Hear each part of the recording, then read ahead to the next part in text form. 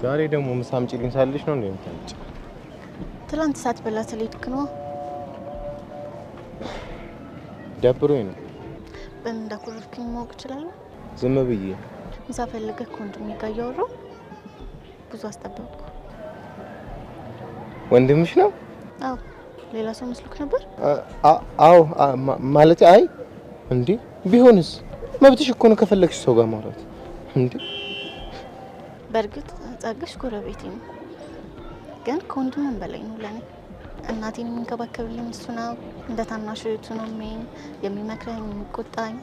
ፈጣሪ ይመስገን እሱን የመሰለ ወንድም ባይሰጠኝ ምን እንደምንጠኝ እንጃ። ደስ ይላል።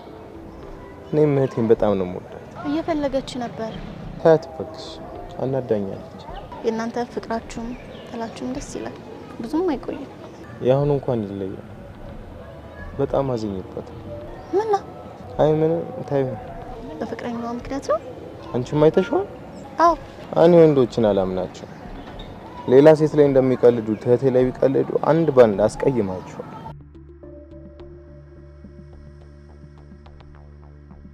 ሁሉም ወንዶች እኮ አንድ አይደሉም አይደል? አንተ ከየትኛው ነው? አልገባኝም። ለሴቶች ከሚቀልዱት ነው ወይስ ከሚተመኑት? እኔ እንጃ። ራሴን አፍቃሪ ነኝ ብዬ አንድም ቀን አስቤ አላውቅም ነበር። አሁን ግን ኩራቴን ሳጠው እየተሰማኝ።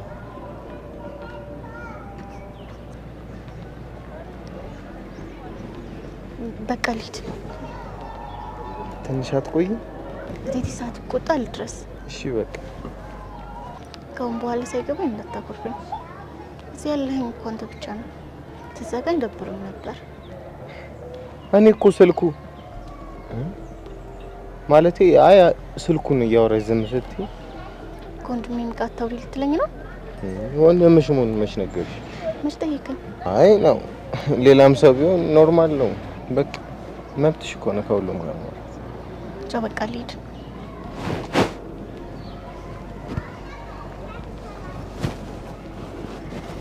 ሊፍታሪ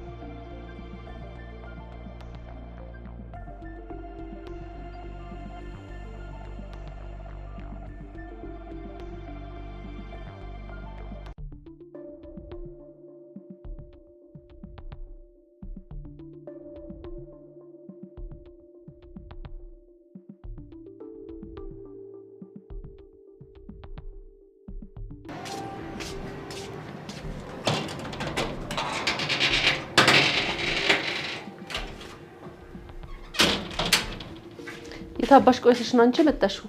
ለንፍታሊ ምሳሌ አደርስ። በልጄ ሰበብ እየወጣሽ የትም የትንዘላዝሽ ትመጫለሽ አይደለ? ተናገሪ እንጂ ምን ዘጋሻል? እንዴት ዋላችሁ?